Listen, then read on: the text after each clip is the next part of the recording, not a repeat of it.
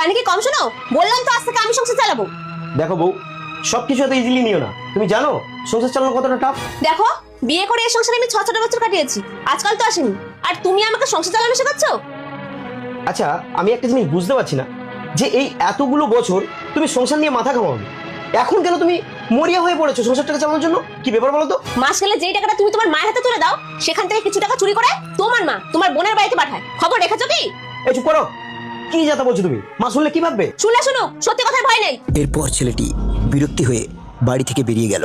তারপর অনেক চিন্তা ভাবনা করে এটিএম থেকে তার মাসের স্যালারি তুলে বউয়ের হাতে সমস্ত টাকা তুলে দিল। এটা আমার এই মাসের স্যালারি। বৌমা, ও বৌমা, কি হলো? বাড়িতে তো চেঁচামেচি কেন?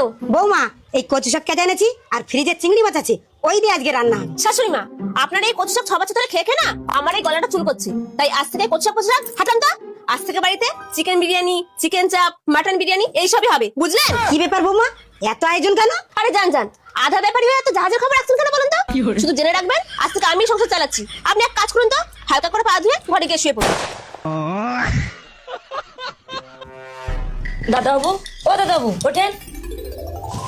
হ্যাঁ, কে তুমি? আমি পিছলি। হ্যাঁ, বিজলি? অনেক, তুই স্বপ্ন দেখছিস, নিজেকে কন্ট্রোল কর। দের বাবা, আমি বিজলি, তোমাদের বাড়ির প্রথম কাজের লোক। হ্যাঁ, কি আছে কি? এত চেঁচামেচি কিসের? দিদিমণি, তোমার বরকে সামলাও। এই শোনো, এই আমাদের বাড়ির প্রথম কাজের মেয়ে।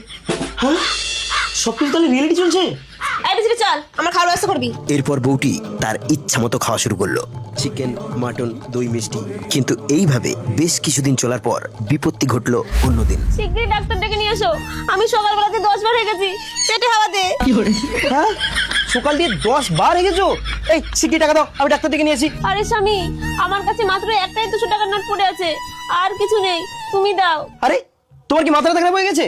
সংসার চালানোর জন্য যা স্যালারি পাই সব তো আমি তোমার হাতে তুলে দিয়েছি, আমি টাকা কোথায় পাবো? খোকা, এই নে, এতে একটা ছাকা বাঁধানো আছে। যখন আমি সংসার হাতে নিয়েছিলাম তখন অল্প অল্প করে টাকা জমিয়ে বৌমার জন্য এটা করেছিলাম। আচ্ছা মা, তুমি কি ওই টাকাগুলো বোনের কাছে জমা করতে? হ্যাঁ রে খোকা, টাকাগুলো সোনার দোকানে জমা দেওয়ার জন্য। কি এবার মন থেকে পাপ দূর হলো? স্বামী, তুমি আমাকে ক্ষমা করে দাও, আমি বিশাল বড় ভুল করেছি। আর শাশুড়ি মা, আপনি আমাকে ক্ষমা করে দিন। এই সংসারের দায়িত্ব নিতে গেলে আপনার কাছ থেকে আমাকে অনেক কিছু শিখতে হবে। ঠিক আছে, পরে শিখোখুনি, আগে চলো ডাক্তারে। বছরের পর বছর সংসারে থাকলেই সংসারী হওয়া যায় না, সংসারী হতে হলে আগে শাশুড়ি হতে হয়।